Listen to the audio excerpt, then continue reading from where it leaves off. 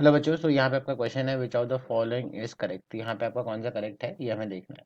तो यहाँ पहला है आपका for H2 and He Z less than 1 and the molar volume at STP is less than 22.4 litres.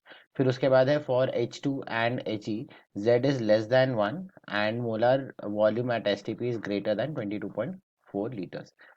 फिर दिया है ऑप्शन 3 कि for H2 and HI Z is greater than 1 और आपको molar molar volume at STP यहाँ दिया है less than 22.4 litres के बराबर।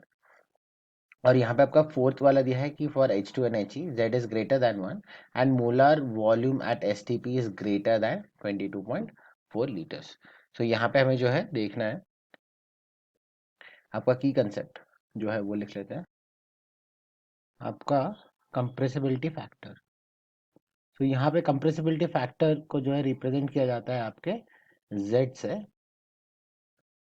और ये बेसिकली हम इसको जो है प्लॉट करेंगे वर्सेस प्रेशर के अगेंस्ट, और हम नोटिस करेंगे कि आपका वहाँ पे Z का वैल्यू क्या है। सो कंप्रेसिबिलिटी हम जो है डिफाइन करते हैं सिर्फ और सिर्फ रियल गैसेस के लिए। सो हमने यहाँ लिखते हैं फॉर रियल गैसेस के लिए अगर हम देख रहे हैं तो Z की वैल्यू या तो ग्रेटर देन 1 होगी या फिर Z की वैल्यू लेस देन 1 होगी। और Z को डिफाइन कैसे किया जाता है? Z को डिफाइन किया जाता है Z is equal to PV divided by NRT के अकॉर्डिंग। अब हम अगर यहाँ पे जो है देखते हैं कर्व को, यहाँ पे हम प्लॉट करेंगे आपका Z वर्सेस आपका प्रेशर। प्रेशर यहाँ पे जो हम प्लॉट करेंगे वो होगा आपका रेड्यूस्ड प्रेशर, मतलब जो एक्चुअल प्रेशर आया है आपका यहाँ पे डेटा से। सो अगर हम यहाँ पे ये एजम्पशन ले कि आपका ये जो लाइन है इसको हम जो है Z इक्वल टू 1 कह दें। सो यहाँ पे फॉर H2 और He के लिए दोनों केसेस में आपके जो लाइंस मिलने वाले हैं वो कुछ इस तरीके से स्ट्रेट मिलेंगे विद अ पॉजिटिव स्लोप, जहाँ पे ये वाला ग्राफ होगा आपके H2 का और ये वाला ग्राफ होगा आपके He का। सो यहाँ से आप ये देख पा रहे हो कि यहाँ पे हर एक पॉइंट पे जो भी आप वैल्यू लोगे आपके Z की, भले ही H2 या फिर He के लिए, वो हमेशा जो है आपका ग्रेटर देन 1 ही आ रहा है। तो यहाँ पे हम ये कंक्लूड करते हैं यहाँ से कि फॉर H2 एंड He आपका जो है Z is always greater than 1।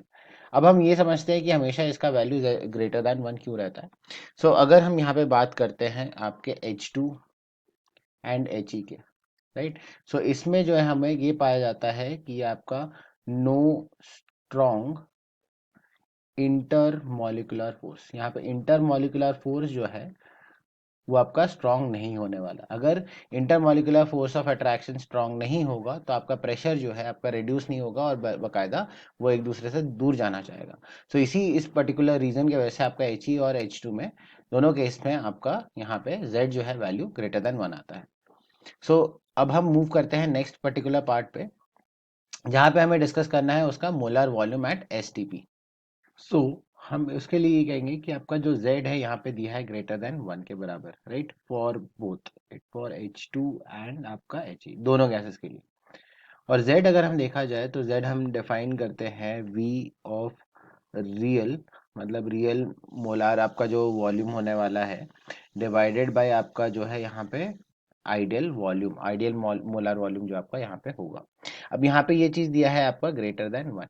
अगर हम यहाँ पे देखें कि वी आइडियल की वैल्यू आइडियल गैस में अगर होता तो आइडियल गैस की वैल्यू का वैल्यू क्या होता है यहाँ पे, वो होता है आपका 22.4 लीटर्स के बराबर।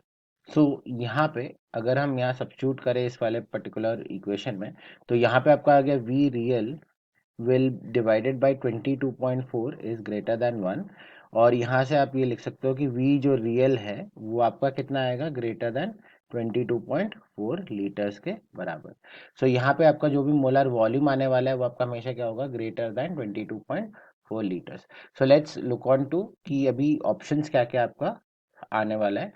सो हमने जो है यहाँ पे देखा तो आपका H2 और He इनका जो है आपका ग्रेटर देन 1 होना चाहिए, तो आपका 3 एंड 4 ऑप्शन दोनों में यही चीज बोला जा रहा है। अब हम यहाँ पे देखें, हमने यहाँ पे फाइंड आउट किया कि आपका जो है ग्रेटर रहेगा, इसीलिए हम जो है जाएंगे ऑप्शन 4 के साथ। सो ऑप्शन 4 हमारा यहाँ पे करेक्ट आंसर हो जाएगा। और ऑप्शन 4 क्या कहता है? ऑप्शन 4 कहता है कि for H2 and He Z greater than 1 and the molar volume at STP is greater than 22.4 litres, और ये चीज सही है। So I hope you have understood the explanation of this particular question. All the best.